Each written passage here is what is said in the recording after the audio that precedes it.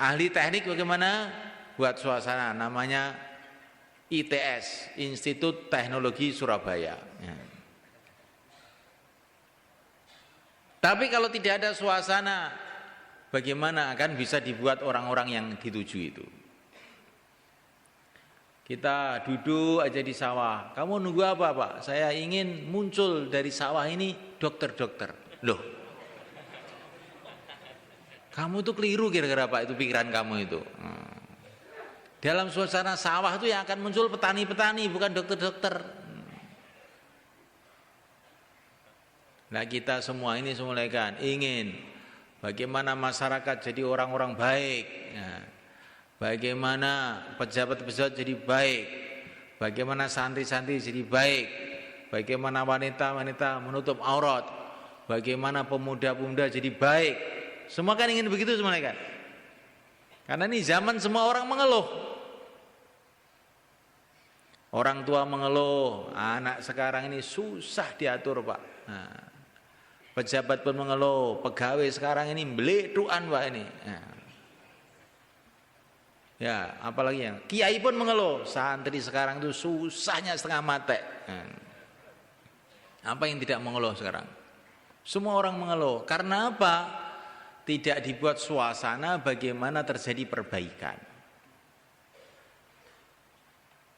Buat suasana seperti dulu Rasulullah membuat suasana. Buat suasana dakwah, suasana taklim, suasana ibadah, suasana akhlak yang baik. Di mana saja kita buat, maka insya Allah nanti akan muncul orang-orang baik. Insya Allah, malaikat. Suasana perjuangan Rasulullah dengan dakwah, ta'lim wa ta'alum, zikir, ibadah dan khidmat. Sayyidina Abu Bakar punya iman yang begitu tinggi, yang dikatakan Nabi imannya umat semua ditimbang dengan umat imannya Abu Bakar, maka imannya Abu Bakar lebih berat. Di mana beliau dapatkan iman seperti itu?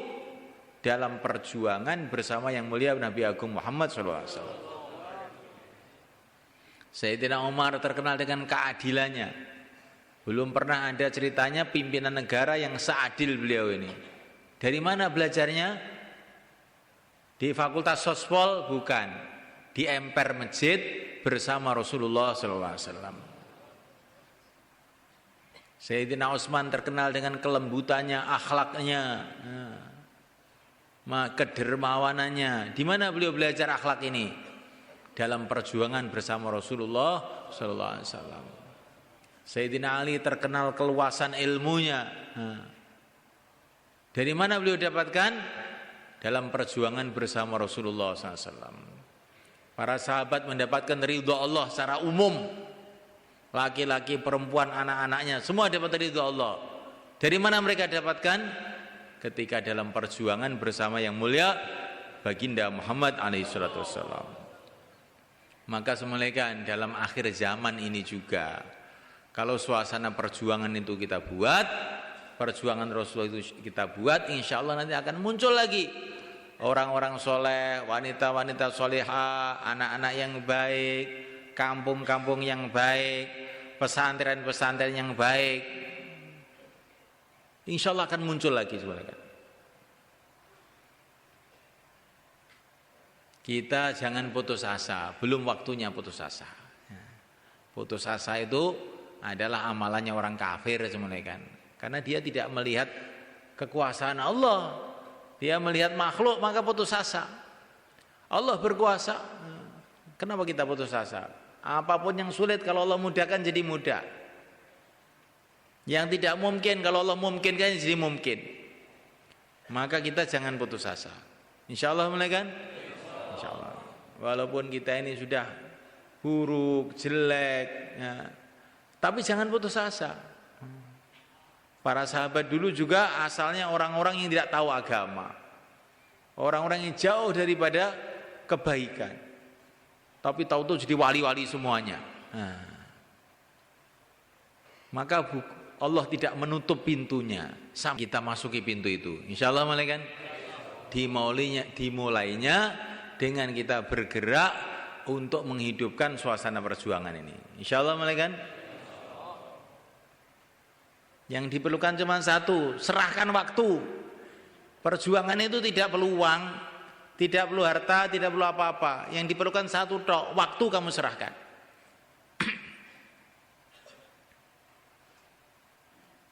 Insya Allah malaikat. Saya ini ingin hafal Quran Pak, tapi saya tidak punya waktu untuk membaca Quran. Oh, kamu itu bohong. Saya siap bayar 1 miliar Pak, bayar 1 juta miliar pun nggak ada gunanya kalau kamu tidak ada waktu untuk baca Quran. Betul nggak? Nah, begitu juga Subhanahu Ta'ala. Kalau kita ingin agama ini syaratnya satu, siapkan waktu untuk agama. Kalau kita ingin perjuangan itu hidup, siapkan waktu untuk perjuangan. Ini sudah kesimpulan dari Syekh Muhammad Ilyas rahimahullah. Apa sebabnya umat Islam ini kok merosot? Kenapa umat Islam ini merosot, imannya merosot? Kenapa? Karena mereka tidak siapkan waktu untuk memperkuat iman. Kenapa amalannya kok merosot terus? Karena mereka tidak menyiapkan waktu untuk belajar amal. Kenapa ilmunya merosot? Karena tidak ada waktu untuk ilmu. Kenapa zikirnya merosot? Karena tidak menyiapkan waktu untuk zikir, belajar zikir. Itu terus pokoknya babnya satu tok. Umat ini tidak menyiapkan waktu untuk agama, maka agama merosot. Kalau umat ini menyiapkan waktu untuk agama, maka agama akan bangkit. Insyaallah malaikat. Maka yang niat untuk menyiapkan waktu 4 bulan atau 40 hari, silakan berdiri ke selatan. Monggo.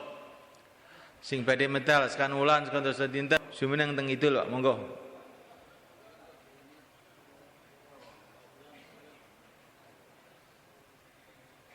Monggo. Nang cepet mawon niki, pun selak bengi. Selak umur entek, monggo. Kepada jalan yang lurus. Karena mata ini juga punya jalan-jalan penglihatan masalah. Kita akan melihat, disenangkan melihat pada perkara-perkara yang baik. Melihat Al-Quran untuk dibaca. Melihat orang-orang soleh. Melihat perkara-perkara yang baik. Melihat keagungan-keagungan Allah, ayat-ayatnya Allah di alam ini. Ketika melihat kemudian berpikir mengenai keagungan Allah Subhanahu wa taala. Ini juga bagian dari petunjuknya Allah Subhanahu wa taala untuk mata-matanya. Hamba-hamba Allah yang dicintai. Kemudian telinga kita pun juga akan dituntun oleh Allah Subhanahu wa taala untuk hanya mendengarkan perkara-perkara yang baik saja. Pokoknya bangsa ngerasani wong itu menggunjing orang Islam sudah enggak bisa dengar. Nah, yang bisa didengar hanyalah bacaan Al-Qur'an. Kalau mendengar bacaan Al-Qur'an itu nikmat. Kalau sudah mendengar musik-musik yang tidak diperbolehkan oleh agama itu rasanya itu seperti diogrok-ogrok itu kepalanya. Sakit. Kalau mendengarkan zikir la ilaha illallah itu seneng rasanya. Ala bidzikrillah tatmainnul qulub. Mendengarkan zikir itu hati itu menjadi tenang. Kalau mendengarkan orang lagi jidal, berantem itu rasanya itu kalau telinga itu juga sudah nggak cocok gitu. Kalau mendengarkan nasihat-nasihat baik itu rasanya itu adem di telinga itu. Maka hadirin Allah Subhanahu wa taala, ini telinga yang telah diberi petunjuk oleh Allah Subhanahu wa taala. Kemudian tangan pun juga begitu. Wa yadahul ladzi yabtisu biha. Tangan pun juga begitu. Tidak mengambil sesuatu kecuali mengambil perkara-perkara yang baik. Ya, mengambil perkara yang baik. Tangan ini tidak digerakkan untuk mengambil makanan-makanan yang haram. Pokoknya kalau tahu makanan haram itu sudah tangan itu sudah nggak mau ngambil. Dikasih petunjuk oleh Allah. Hanya makan makanan-makanan yang halal. Kemudian tangan ini dibuat seneng untuk membantu orang-orang Islam. Bantu orang-orang Islam untuk memberi. Senengannya itu memberi, bukan meminta. Al-yadul ulya khairun min yadis sufla. Tangan yang memberi, yang bagian atas itu adalah lebih baik daripada tangan yang bawah, yaitu bagian yang meminta. Ini yang bawah, ini yang atas. Nah. Maka hadirin, ini gara-gara apa ini orang kok begitu ditunjukkan seperti ini Allah Subhanahu wa taala? Karena ada hubungan dengan Allah Subhanahu wa taala. Dicintai oleh Allah. Kaki pun juga begitu. Kalau ke masjid, kaki itu ringan rasanya untuk pergi ke masjid. Sebaliknya kalau kaki ini diajak kepada tempat-tempat yang tidak diridhai oleh Allah Subhanahu wa taala, itu malas sekali bergerak.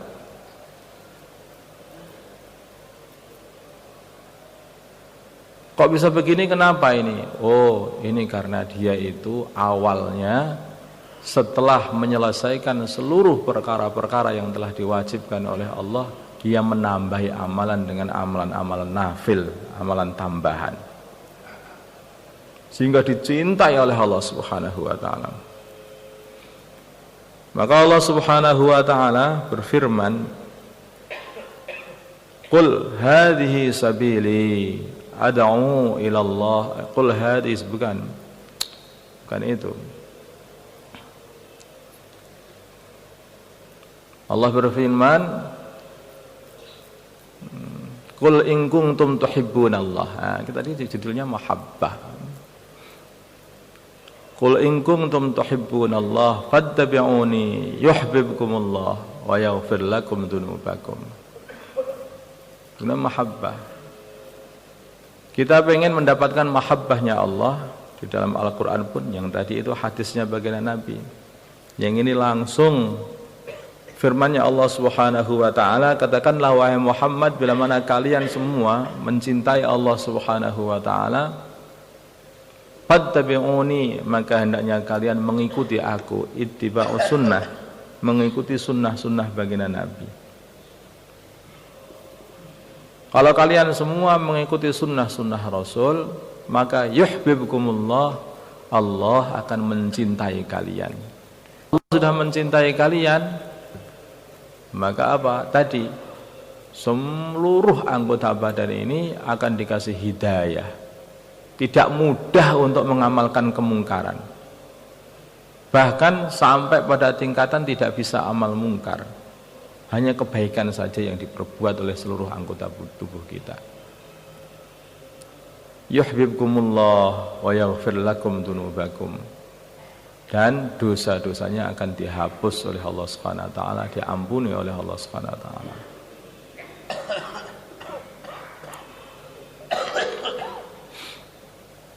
Maka hadirin, hubungan dengan Allah Subhanahu wa taala ini adalah hubungan perkara yang sangat-sangat penting. Karena inilah jalan untuk mendapatkan keselamatan di dunia ataupun di akhirat. Di dunia ataupun di akhirat. Nabiullah Musa alaihissalatu wassalam ini adalah seorang nabi yang dicintai oleh Allah Subhanahu wa taala. Bahkan beliau ini telah diajak bicara oleh Allah Subhanahu wa taala, dikasih kalam oleh Allah Subhanahu wa taala. Wa kallamallahu Musa taklima, dengan caranya Allah. Wallahu a'lam, kita tidak akan bisa tahu seperti apa itu. Nabiullah Musa alaihissalatu wassalam ini telah diuji, mulai sebelum lahir pun sudah datang ujian-ujian untuk Nabiullah Musa. Wa fatannaka futuna, dikatakan seperti itu. Kami telah uji kamu wahai Musa dengan berbagai macam ujian. Tapi Allah cinta kepada Nabi Musa, cinta kepada ibunya Nabi Musa.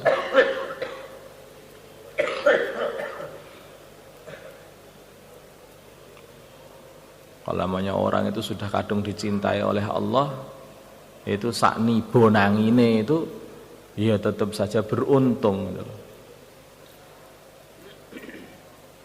Wa auhayna ila ummi Musa an ardi'i fa idza khifti 'alayki fa alqihi fil yammi fa khifti 'alayhi fa alqihi fil yammi. Ini ibunya Nabi Musa alaihissalam khawatir akan anaknya karena Fir'aun itu mempunyai satu aturan. Bayi-bayi yang keluar dari Bani Israel, bayi-bayi laki-laki, maka harus dibunuh, harus disembelih. Ketika orang-orang banyak bayi-bayi laki-laki disembelih, maka akhirnya sedikit laki-laki yang lahir, yang tampak di situ itu menjadikan khawatirnya orang-orangnya Fir'aun. Kemudian ada yang usul, wahai Fir'aun, ini kalau kita menyembelihi anak-anak laki-laki dari Bani Israel ini, nanti suatu hari siapa yang mau khidmat kepada kita? Siapa yang mau khidmat kepada kita? Bani Israel itu dalam keadaan dijadikan suatu kasta yang paling rendah di negeri Mesir sana itu, sehingga mereka menjadi tukang khidmatnya orang-orang Mesir. Sehingga orang-orang Mesir itu khawatir kalau yang laki-laki semua disembelih, nanti gak ada yang khidmat. Buat aturan lagi, ada tahun penyembelihan dan tahun tidak ada sembelih. Nabiullah Harun alaihissalam, beliau ini lahir di tahun ketika tidak ada penyembelihan, maka beliau aman. Nabi Musa alaihissalam lahir pada tahun ada penyembelihan, sehingga ibunya khawatir. Akhirnya Allah Subhanahu wa ta'ala karena cinta kepada Nabi Musa, maka orang di sekitarnya pun juga dikasih ilham untuk menyelamatkan Nabi Musa. Siapa? Pertama kali ibunya. Ibunya dikasih ilham, dikasih wahyu oleh Allah Subhanahu wa ta'ala supaya meletakkan Nabi Musa ini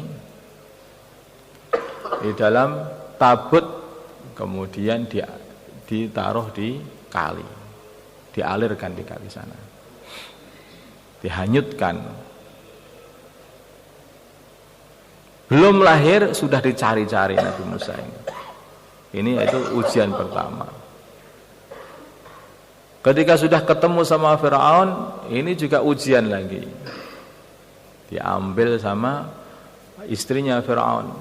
Fir'aun melihat, oh ini bayi Bani Israel katanya. Ini bayi Bani Israel. Ya ini yang mau menghancurkan kerajaanku. Tetapi istrinya mengatakan, qurratu ainil li walak la taqtuluhu asa ay yanfa'ana aw nattakhidahu walada. Jangan dibunuh. Ini kita jadikan anak kita nanti. Belum punya anak. Nanti insya Allah malah akan bermanfaat untuk diri kita.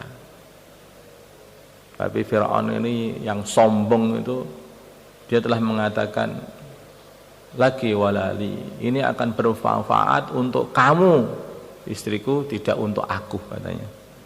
Makanya orang itu jangan sombong.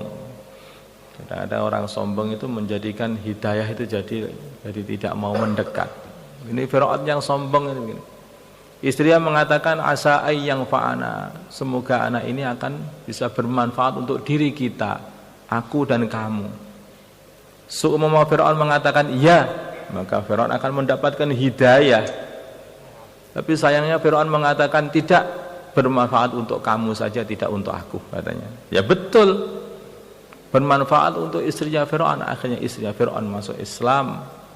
Sedangkan Fir'aun tidak mendapat manfaat dari Nabi Musa. Akhirnya Fir'aun tenggelam di tangannya Nabi Musa alaihissalam. Fir'aun mencari bertahun-tahun bayi ini. Sampai sudah ribuan bayi ini disembelih. Sebetulnya yang dicari hanya satu, ya Nabi Musa ini. Malah yang dicari sudah datang dan Fir'aun sudah merasa ini, ya ini yang akan membunuhku ini. Ya. Tetapi Allah Subhanahu wa taala telah melindungi Nabi Musa alaihissalam. Namanya orang itu walaupun masih bayi, kalau sudah dicintai sama Allah ya dilindungi sama Allah. Dengan apa perlindungannya? Wa alqaitu 'alaika mahabbatan minni walitusna 'ala 'aini. Dilindungi dengan apa? Dengan siapa saja yang melihat Nabi Musa, maka dia itu akan suka kepada Nabi Musa, termasuk Firaun. Firaun itu tahu ini yang akan menghancurkan kerajaanku, tapi ketika melihat dia jadi senang sama Nabi Musa itu. Maka sampai dikatakan, aku selalu benci kepada anak Adam kecuali satu, yaitu Musa. Setiap aku ini datang melihat Musa jadi senang sama Nabi Musa, dia nggak jadi bisa benci jadi sama Musa itu. Karena apa? Karena dikasih mahabbah oleh Allah Subhanahu wa taala. Siapa saja yang melihat maka akan cinta kepadanya. Nabi Musa alaihissalatu wassalam. Maka hadirin Allah Subhanahu wa taala, ujian yang kedua sudah selesai. Cabut jenggotnya Fir'aun, ujian lagi. Fir'aun sudah siap mau membunuhnya. Tidak jadi lagi. Dilindungi oleh Allah Subhanahu wa taala. Setelah muda buat masalah lagi, yaitu membunuh orang Kipti. Sebetulnya Itimud juga tidak disengaja oleh Nabi Musa alaihissalam. Ada orang Israel, orang Bani Israel, yang dia ini berantem sama orang Mesir. Maka Bani Israel itu lari minta pertolongan Nabi Musa alaihissalam. Dikejar sama orang Mesir. Musa, ini saya dikejar, tolong. Nah, akhirnya langsung orang Mesir itu ditangkap sama Nabi Musa. Jangan kejar. Tapi tambah berontak aja pengen mengejar orang Bani Israel tadi. Dipukul dadanya, des itu. Nggak sengaja ternyata ambiar itunya. Tulang dadanya itu sampai melesek ke dalam. Allah Subhanahu wa taala memilih para nabi itu, diantaranya juga termasuk dipilih dalam fisiknya juga, karena orang karong krik-kriken itu istilahnya itu ya tidak cocok untuk dakwah. Maka al-mu'min qawi khairun min mu'min dhaif. Dan nabi itu baik, nabi itu khair. Tidak mungkin nabi itu dhaif, nabi itu kuat. Nabi itu disenangi oleh Allah Subhanahu wa taala. Makanya para nabi itu mempunyai fisik yang berbeda dengan orang biasa untuk disiapkan berdakwah. Makanya kita ini ya jangan ngantuk-ngantuk, ada duduk enggak kuat, berdiri sholat enggak kuat, wiritan pokoknya panas, ini sudah enggak cocok. Orang Pakistan mengatakan, orang-orang Pakistan, India, Pakistan, orang Indonesia itu apa bisa atau jadi wali itu ngapa saja enggak kuat katanya. Mogel nih omongan itu ada orang itu guyon tapi kelihatannya benar katanya. Duduk enggak kuat katanya panas, berdiri enggak kuat katanya geringgingan. Alah, ini gimana itu? Maka hadirin Allah Subhanahu wa taala, akhirnya Nabi Musa alaihissalam ini ringkas ceritanya dikejar sama dimusyawarahkan sana sama pemerintahnya Fir'aun untuk ditangkap karena telah membunuh ini fitnah lagi, diuji lagi sehingga lari dari Mesir sampai ke negerinya Nabiullah Shu'aib alaihissalam sana dalam keadaan kelaparan.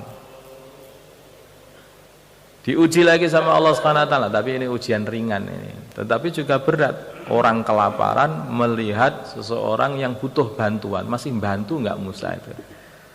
Sifat baiknya itu dalam keadaan lapar, dalam keadaan lemes setelah dalam perjalanan yang begitu panjang itu sifat baiknya itu masih ada apa enggak? Wis mbuh kono aku sendiri juga capek. Ya biar enggak seperti itu ternyata Nabi Musa. Nabi Shu'aib itu seorang nabi. Maka dikatakan dalam kitab-kitab tafsir ada orang-orang yang memberi minum kambing-kambingnya. Tetapi kok tidak ada yang membantu untuk memberi minum kambing-kambingnya atau itu Nabi Syuaib yang dijaga oleh 2 orang putrinya. Gak ada yang mau beli minum. Ditutup lagi malah sumurnya itu ditinggal. Hadirin Allah Subhanahu wa taala, resikonya orang dakwah itu kadang-kadang itu ya dipegeli sama orang lain itu juga biasa itu. Wong Nabi saja itu dipegeli loh. Bukan hanya dipegeli itu. Pokoknya bantu pun enggak mau itu. Ada rombongan, itu rombongan pembawa-pembawa kambing datang ke sumur untuk memberi minumnya, ke minum kambing. Itu rombongan pertama yang dahulu itu enggak mau membantu rombongan berikutnya, yaitu rombongan yang membawa kambingnya Nabi Syuaib alaihissalam yang dijaga oleh 2 orang putrinya ini. Maka pemandangan seperti ini membuat ternyuh Nabi Musa alaihissalam. Ini orang-orang ini kok enggak mau membantu. Ini 2 orang perempuan tentu saja enggak bisa mengangkat tutup sumur ini. Padahal tutup sumur ini terbuat dari batu yang begitu tebal, tidak bisa diangkat kecuali oleh satu jamaah dari para laki-laki. Maka hadirin, oleh Nabi Musa alaihissalam tutup itu diangkat. Kemudian dibuka sumur itu. Sudah saya katakan tadi bahwa Nabi itu dikasih fisik yang berbeda dengan orang lain. Maka tutup yang seharusnya bisa diangkat oleh satu jamaah dari orang laki-laki cukup diangkat sendirian. Kaget ini sih, kuat ternyata. Makanya laki-laki yang kuat itu lebih menyenangkan wanita daripada laki-laki yang loyo. Insyaallah ya. Loyo, bidadari itu pun juga begitu loh. Bidadari itu melihatnya itu juga yang paling senang, yang paling disenangi laki-laki yang kuat. Dikatakan bahwa mereka, para bidadari ini dibukakan oleh Allah Subhanahu wa taala untuk melihat para calon suaminya yang ada di dunia ini. Yang kuat-kuat bila mana di taskil, kemudian siapa siap 4 bulan, siap gitu, langsung tuh itu calonku, itu calon suamiku. Tapi bila mana diajak untuk berjuang sembunyi-sembunyi, maka loh, ya itu calonnya siapa itu? Ingah-ingih gitu deh. Siapa itu? Maka ini bidadari itu calon istri kita yang sana itu, Masya Allah, begitu malu sehingga ditutupi wajahnya, malu sama teman-temannya. Kalau melihat orang nggak kuat itu nggak seneng loh. Maka kita kuatkan salah nggih? Kita kuatkan. Bukan hanya kuat fisiknya, ya kuat fisiknya, ya kuat mentalnya. Qala fama khadbukuma? Qalata la nasqi hatta yustirri'a. Loh, kenapa kalian itu hanya berdiri saja? Kami enggak bisa buka tutup sumur ini. Dibukakan oleh Nabi Musa alaihissalam, seluruh kambingnya dikasih minum semua sama Nabi Musa alaihissalam, tidak minta upah. Fatawalla ila dhilli faqala rabbi inni lima anzalta ilayya min khairin faqir. Terus akhirnya beliau ini istirahat di satu naungan pohon mungkin waktu itu. Kemudian beliau berdoa, ya Allah, saya ini lapar, nggak bisa makan, saya ini butuh makanan. Saya betul-betul butuh kepada kebaikan yang Engkau turunkan kepadaku. Maksudnya itu makanan sebetulnya, kelaparan itu. Dalam keadaan lapar, ya, dalam keadaan capek, keletihan, tetapi beliau tidak meninggalkan berbuat baik kepada umat. Makanya orang itu jangan nunggu sampai sehat dulu, enggak. Kalau sudah sampai sudah enggak capek lagi, enggak. Ingfiru khifafan wa siqala. Perintahnya Allah itu seperti itu. Berangkat kamu dalam keadaan ringan ataupun dalam keadaan berat, berangkat. Dan Nabi Musa di dalam berbuat baik juga seperti itu. Dalam keadaan capek, dalam keadaan lapar, berangkat untuk berbuat baik tanpa minta imbalan. Gitu. Maka hadirin Allah Subhanahu wa taala,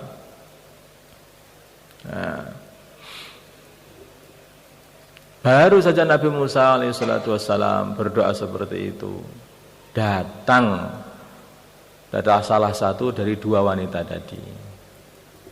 Faja'at ihdahuma tamshi ala istihya. Faqalat inna abi yad'uka liyadziyaka ajra ma saqaita lana. Wanita itu kalau wanita sholihah di antara sifat-sifatnya adalah pemalu. Wajad ihdahuma tamshi ala istihya, jalan sambil malu-malu. Kok wanita sudah tidak punya malu, itu sudah gak ngerti. Nah ini nggak tahu. Wanita itu wanita yang masih normal, masih normal, belum dimodifikasi itu, ya, itu mesti ada rasa malu itu wanita itu. Makanya jalan dengan malu-malu dan berkata, ayahku memanggilmu untuk memberikan opah kamu, memberi minum kambing-kambing kami. Maka Nabi Musa alaihissalam datang dipanggil oleh ayahnya dua orang wanita itu, yaitu Nabi Syuaib alaihissalam. Dalam perjalanan Nabi Musa itu enggak mau berjalan di belakangnya wanita. Stop. Aku harus di depan. Loh, lah kamu di depan kan enggak ngerti jalannya mana. Dalil kan mesti di depan. Gak iso. Aku di depan, kamu di belakang. Karena Nabi Musa enggak mau berjalan di belakangnya wanita sehingga melihat bokongnya wanita. Nah, itu namanya orang warok ini. Gak bisa. Aku di depan. Bagaimana caranya? Nabi Musa memberi cara itu aneh. Mungkin cara kalau kita, ya aku pokoknya di depan. Nah, gayanya itu pun juga gayanya gitu. Caranya bagaimana? Ya kamu bilang nanti, Mas, belok kanan Mas, belok kiri Mas. Nabi Musa tidak seperti itu. Kalau belok ke kanan, lempar kerikil ke kanan. Kalau belok kiri, lempar kerikil ke kiri. Gak usah ngomong. Loh, ini gimana itu? Gak usah ngomong. Ngomong sama guru, Mas, ini lah akhirnya malah seneng nanti gimana. Nabi Musa tidak. Gak usah ngomong. Lempar kerikil ke kanan, lempar kerikil ke kiri. Udah gitu saja. Inilah Nabi Musa alaihissalam. Yo pantas Nabi Musa itu dipilih sama Allah. Memang sifatnya itu sudah seperti ini, dicintai oleh Allah Subhanahu Wa Taala. Datang sampai rumah, namanya ini orang itu kalau sudah dicintai oleh Allah itu apa sak nibo nangine, sudah saya katakan tadi. Kalau orang itu sudah punya hubungan baik dengan Allah Subhanahu Wa Taala, itu jadi apapun, diuji seperti apapun, ya tetap selamat, jadi dibantu terus Allah. Ya arif kaswisdah. Bila mana kamu ini punya hubungan baik dengan Allah, maka Allah akan selalu membantu kamu ketika dalam keadaan kesulitan, lapar dikasih makan. Alamma qassa alaihi al-qasas, diceritakan. Maka Nabi SAW mengatakan najauta minal qaumidz zalimin, sudah sekarang kamu ini selamat, sudah enggak usah khawatir. Kamu selamat kalau tinggal di sini. Kemudian salah satu anaknya itu mengatakan, ya abatistajirhu inna khaira man istajartal qawiyul amin. Ini beliau mengatakan, ini salah satu putrinya ini mengatakan, wahai ayahku, ini orang ini mempunyai dua sifat yang bagus sekali. Pertama kali adalah sifat kuat. Orang ini kuat sekali.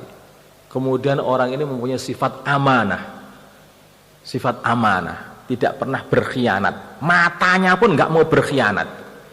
Ini bukan istriku, bukan aku tidak kamu berkhianat. Wanita yang bukan istrinya itu sudah nyolong berarti itu. Jadi berkhianat itu namanya. Nyolong penglihatan. Karena ada istilahnya mencuri penglihatan. Nah, ya. Maka Nabi Musa bukanlah pencuri walaupun itu hanya dengan penglihatannya. Maka dikatakan qawiyun amin. Ini dua perkara. Ini kalau laki-laki punya dua sifat ini, masya Allah, diletakkan di mana saja itu mesti orang sini bermanfaat.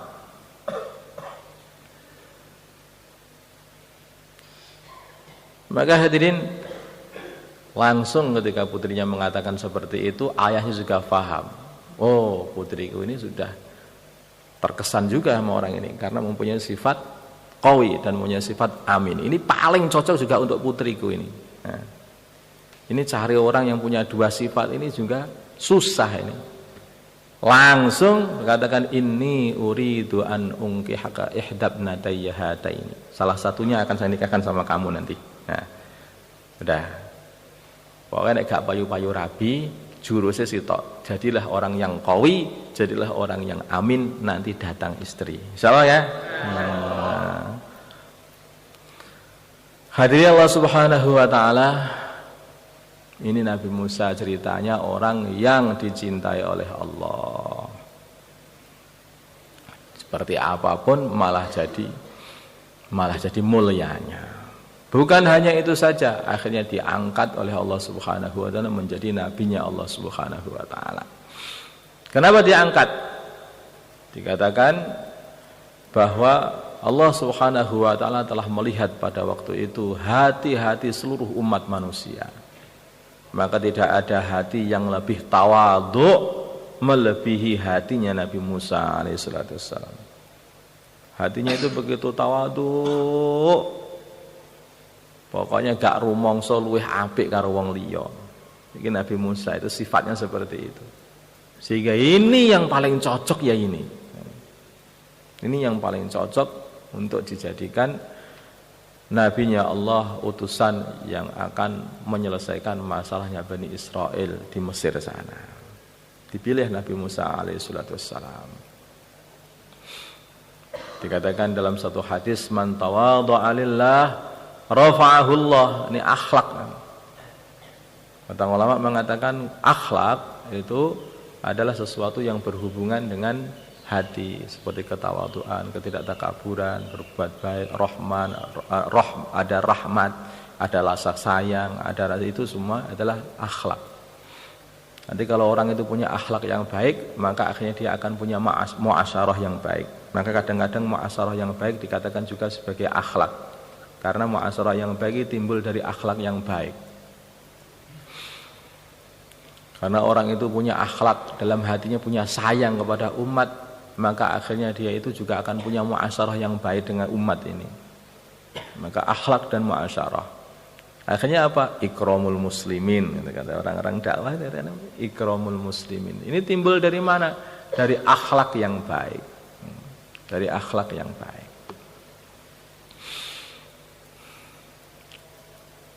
Nabi kita Muhammad sallallahu alaihi wasallam itu adalah nabi akhlak.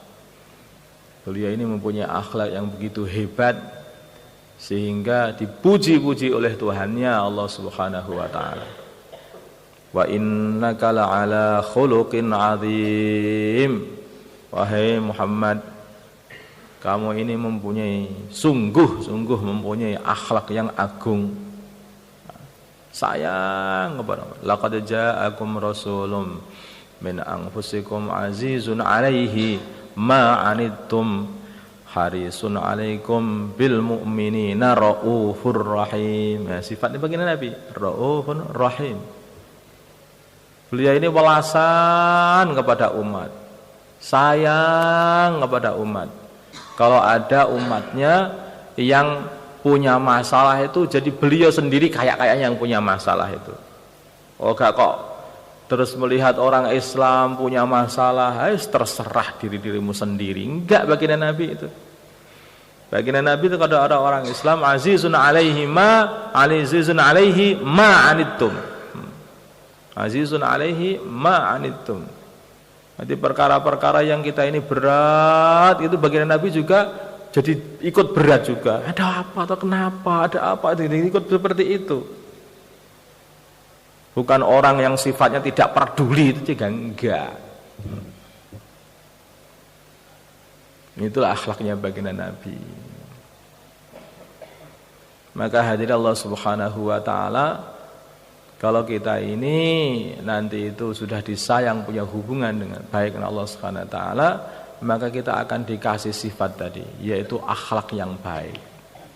Kalau kita sudah dikasih sifat yaitu akhlak yang baik, itu nanti akhirnya kita mempunyai muasyarah yang baik. Kalau kita punya muasyarah yang baik, akhirnya kita bisa cinta mencintai antara orang Islam.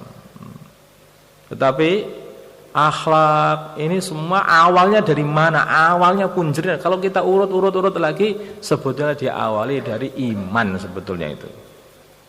Sebetulnya diawali dari iman. Silsilahnya itu mulai dari buahnya iman lah jadilah akhlak.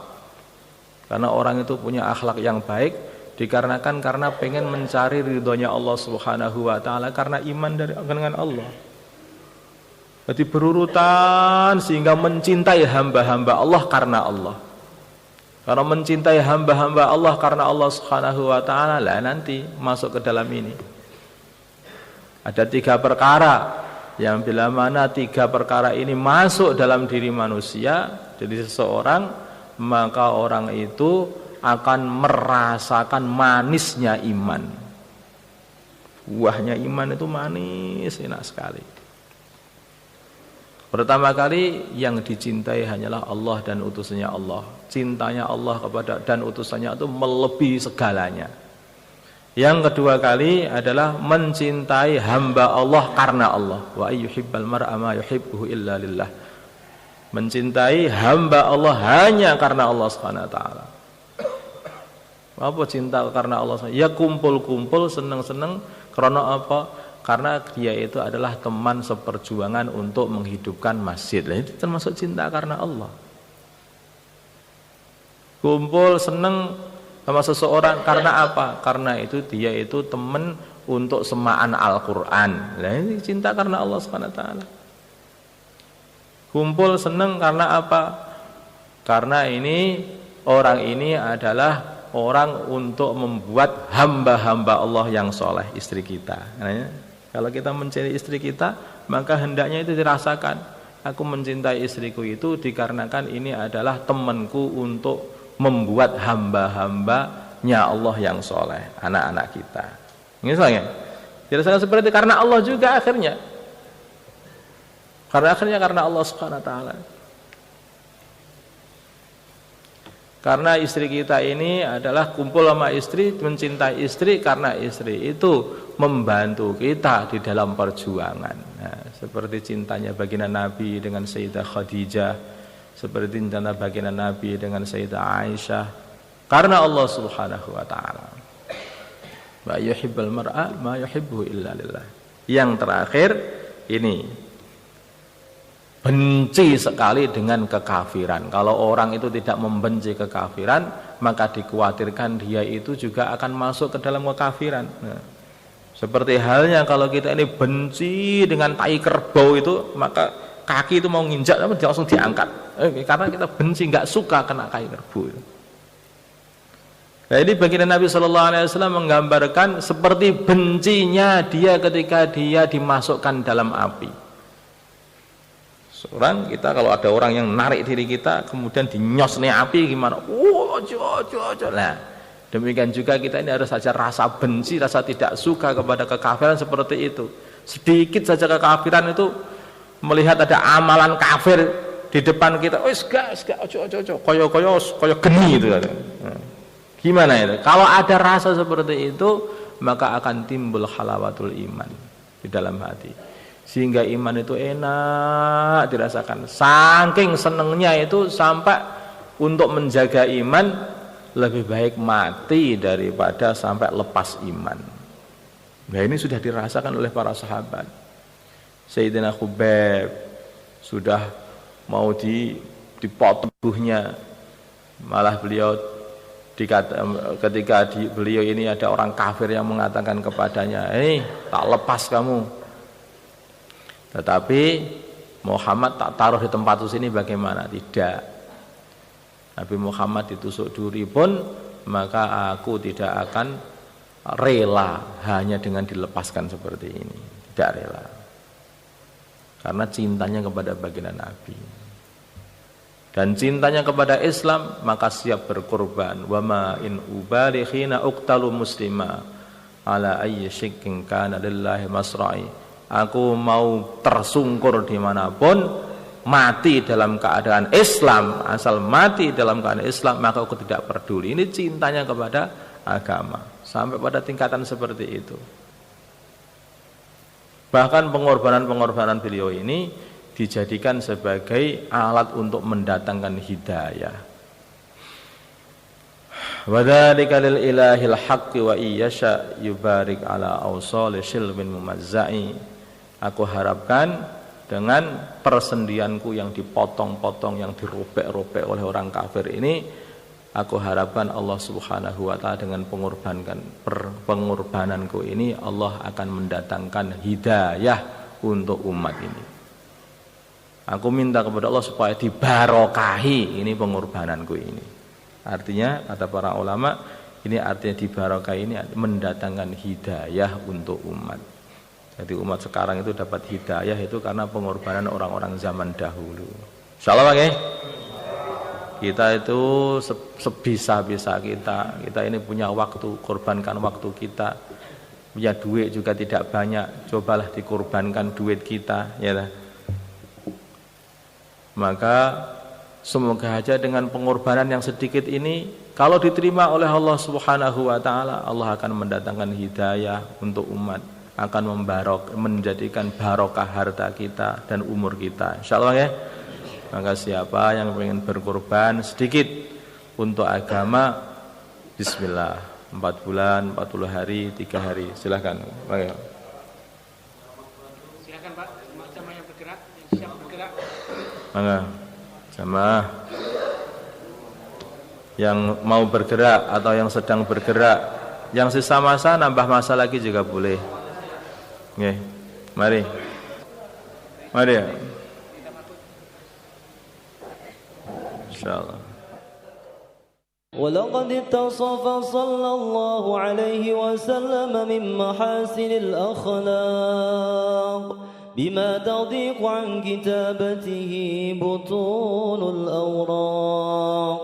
كان صلى الله عليه وسلم أحسن الناس خلقا وخلقا وأولهم إلى مكارم الأخلاق سبقا وأوساهم بالمؤمنين حلما ورفقا برا رؤوفا لا يقول ولا يفعل إلا معروفا له الخلق السهل واللفظ المحتوي على المعنى الجزل إذا دعاه المسكين أجابه إجابة معجلة وهو الأب الشفيق الرحيم لليتيم والأرملة ولو مع سهولة أخلاقه الهيبة القوية التي ترتعد منها فرائس الأقوياء من البرية ومن نشر طيبه تعطرت الطرق والمنازل وبعرف ذكره تطيبت المجالس والمحافل فهو صلى الله عليه وسلم جامع الصفات الكمالية والمنفرد في خلقه وخلقه بأشرف خصوصية فما من خلق في البرية محمود إلا وهو متلقى عن سيد الوجود صلى الله عليه أجملت في وصف الحبيب وشأنه وله العلا في مجده ومكانه أوصاف عز قد تعالى مجدها أخذت على نجم السها بعنانه وقد انبسط القلم في تدوين ما أفاده العلم من وقائع مولد النبي الكريم وحكاية ما أكرم الله به هذا العبد المقرب من التكريم والتعظيم والخلق العظيم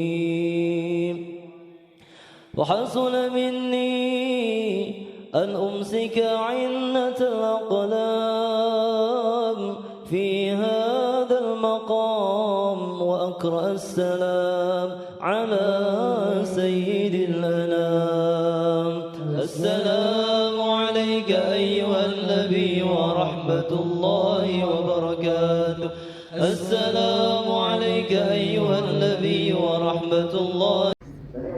Ya, Abdurrahman. ya. Pernah terjadi kan jamaah-jamaah dari Polres Temboro dikirim ke Medan, khususnya kecamatan markasnya Polres Temboro itu yang kita bingung semalam itu. Itu bagaimana sikap kami, doktrin ataupun iklannya itu adalah untuk markasnya di titik tertentu di beberapa tempat itu sudah dirumuskan untuk ke Temboro gitu. Tapi ini sudah terjawab semua secara umum. Cuma saya tadi bagaimana sikap kita ketika ada jamaah bukan santri orang awam kemudian ngasih muzakarah kepada alumni tersebut untuk merengkut mereka ini ke Polres Temboro gitu. Yang bisa direkrut biarin aja, yang nggak bisa direkrut ya biarin aja. Kita aja nggak repot. Itu sebetulnya kan istilah ngerekrut atau nggak ngerekrut itu sebetulnya istilah untuk orang yang kurang merenung aja. Nggak bisa kita ini merekrut siapapun nggak bisa. Masya Allah. Insya Allah ya, yang hadir di sini ini insya Allah waktu TK ya, secara umum nggak ada di otaknya pengen mondok di Temboro, enggak. Kenapa kok tiba-tiba mondok ini kita kena rekrut langit? Jadi orang itu persaingan dengan perekrutan itu lucu sebetulnya, nggak perlu. Maka ada teman tuh bilang ini Temboro iklan aja, musyawarah nasional untuk apa? Itu tidak menambahi kecuali menambahi hisab saja. Ya musyawarah Temboro yang datang, ayo bareng. Yang nggak datang, ayo sama-sama dapat dalam ridhonya Allah. Nggak ada kita pengen menyaingi kebun jeruk, pengen mendominasi Indonesia, nggak ada.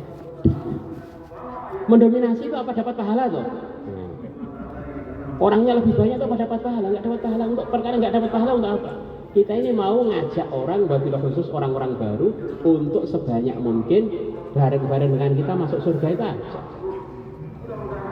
Dengan keyakinan yang sudah ditulis di langit akan bareng-bareng dengan kita tidak akan bisa lari, yang tidak ditulis yang nggak akan bisa datang. Seperti kemarin, Temboro di COVID kan di ini di itu, ya Allah sampai saya asam lambung. Apa itu Kapolda Metro Jaya itu kan dulu dari Kapolda Jatim itu Pak Sokokui, Pak Din Imran. Yang memberikan FPI ya. Kan kesini 2 kali mau ketemu saya nggak bilang saya asam lambung, nggak ketemu ya. Jadi saya puasa tahun kemarin nggak puasa, jadi keramatnya sudah sampai tingkatan nggak puasa Ramadan. Rasanya di perut tuh nggak enak. Ada kesini 2 kali, kemudian pangdamnya juga kesini, hanya lewat aja itu Pak Patas juga nggak siap nemuin saya. Biasanya nemuin pejabat, saya nggak siap nemuin, ya tinggal tidur aja.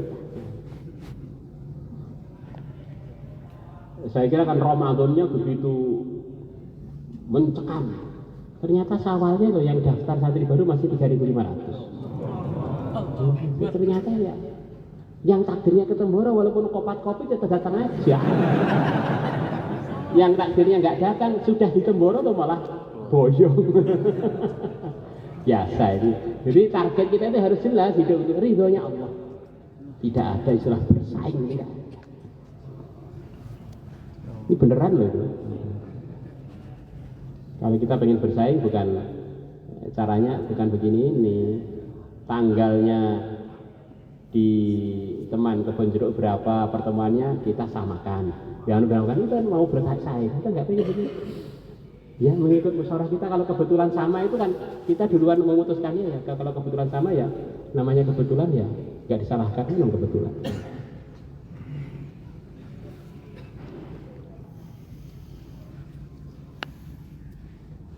La ilaha illallah. Ini di pondok-pondok di Surabaya itu sekarang banyak ditulis tidak menerima jamaah tabligh, tidak menerima jamaah tabligh kecuali dari Temboro. Nah itu teman-temannya Kiai Zero namanya itu.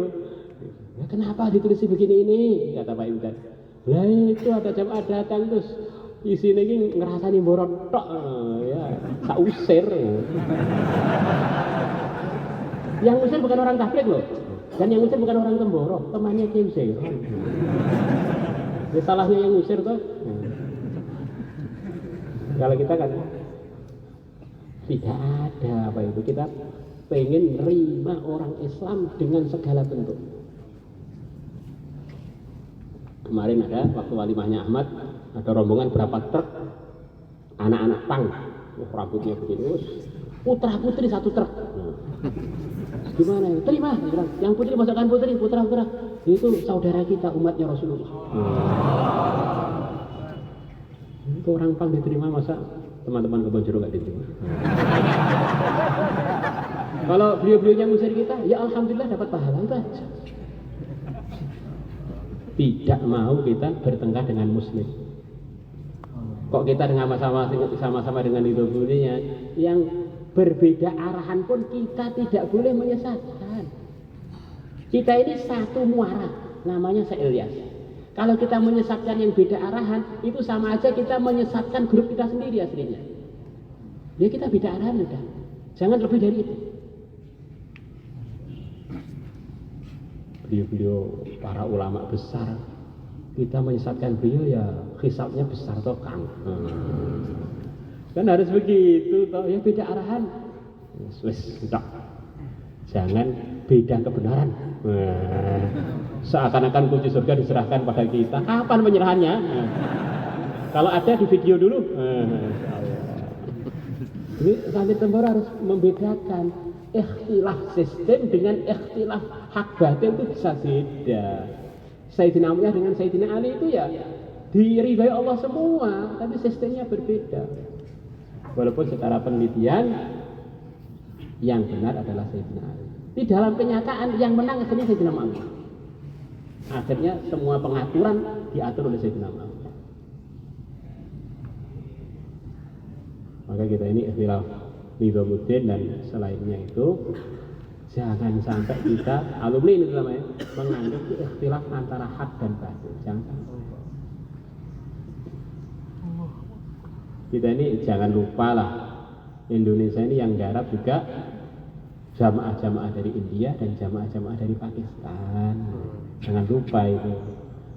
Pertama kali jamaah yang datang ke Temboro juga jamaah Pakistan. Mengenalkan Hilyasnya itu akhirnya ayah kami Jeng Zeron kemudian pergi ke Nizamuddin. Kalau orang tengkar dikit langsung lupa jasa itu namanya orang gak dewasa. Jadi banyak Makassar, jembatan 2, jembatan 3, jangan sampai hak batil itu gak usah. Di jalan jangan sampai apa itu enggak saling sapa. Ya assalamualaikum. Ya beda markasnya tetapi makan bareng harus masih terbiasa. Makan bareng biasa. Kalau perlu besanan juga biasa. Nah kalau kita nggak begitu itu ya namanya ngajinya nggak ada faedahnya. Iya. Mabuk memang ya. Jadi kita ini harus longgar. Nah kalau kita ini kurang longgar berarti ini kolesterolnya naik mungkin. Jadi perlu banyak makan sayur. Di Medan banyak makan bernyawa ya. Kurangi, insya Allah nanti dilonggar. Plong. Abdurrahman kan pendekar ini mungkin tensinya agak beda. Biasa. La ilaha illallah. Kita orang Temboro secara umum itu ya usaha sepakat. Tapi itu tadi memang di dunia itu nggak ada yang 100%, nggak ada. Usaha sepakat, usaha tidak tabrakan. Ya kalian juga di daerah-daerah begitu. Kalau perkara itu nggak bisa sepakat man, dan asalkan tuh sama-sama punya pegangan, maksudnya bukan maksiat ya, bukan maksiat ala kita loh. Kan kita ini kadang-kadang kan membuat syariat sendiri kan. Gimana maksudnya? Ini nggak ikut arahan berarti, nggak ikut agama berarti maksiat, berarti sesat, berarti masuk neraka, berarti wis jenenge terjemah model robot ya. Enggak bermutu sama sekali kan. Ya, maka ketika terjadi ikhtilaf dulu itu saya akan dialog lama sama salah satu penanggung jawab. Ini kan hanya masalah teknis saja, biarin aja lah Ustadz. nyaman ikut sana, biar ikut sana, nyangat ikut sini kok jadi sesat-sesatan tuh, ngapain sih? Agama kita kan agama Islam, bukan agama tabligh sih. Mana ada agama tabligh itu? Kita ikut tabligh itu kan karena dalam tabligh itu nyemangati kita dengan mengamalkan Islam. Kalau tabligh dianggap agama, nggak ikut arahan Nizamuddin, dianggap begini, nggak ikut arahan itu, dianggap begini, itu kan aneh, itu nggak ada dalam pelajaran kita mulai kelas 1 sampai takhasus, nggak ada itu. Ini hanya ikhtilaf dalam partai yang namanya jamaah tabligh. Masa terus akhirnya dijadikan di dalam zaman tabligh ada KLB. Nah, itu aja, enak kan? Kita sebagai orang KLB itu konferensi luar biasa. Ada pengkudetaan, ini biasa itu perkara sistem organisasi. Karena ngaku nggak ngaku jamaah tabligh kan bagian dari organisasi juga. Tapi kita nggak organisasi, tapi terorganisir. Wes jenenge apa nyatane ya keroyokan jadi suro, keroyokan jadi itu organisasi. Keroyokan jadi AMP, keroyokan jadi pai salat. Ya pokok betah men ditindas, beri pai salat enak ya. Ning dili di ekrom ayam panggang ya. Kita ini nggak terasa, nggak bisa kita ini di dunia ini mau katanya lepas tidak hubul jah, hubul riasah. Alah, gombal-gombal. Nah, kenyataannya kita diuji oleh Allah dengan begitu juga, gitu. Ini supaya banyak istighfar aja, istighfar.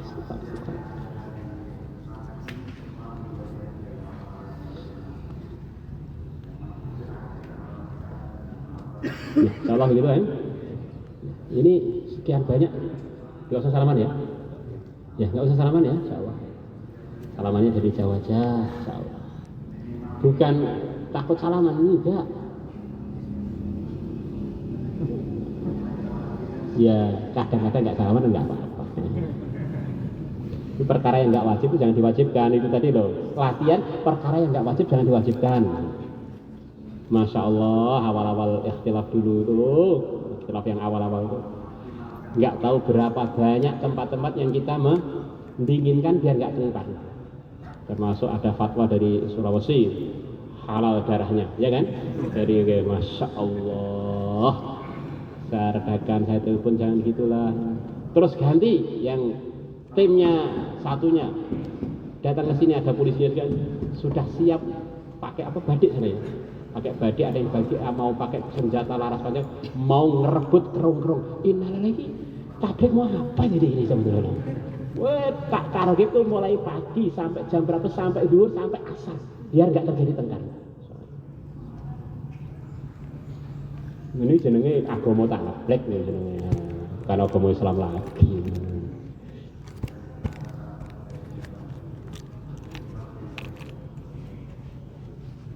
Jadi kalau sudah urusan keilmuan kan, semua organisasi yang masih menyatakan muslim kita harus mengayominya. Kalau tabligh kita sudah ada arahnya. Kalau sampai lembaga keilmuan yang kita kelola itu terkontaminasi dengan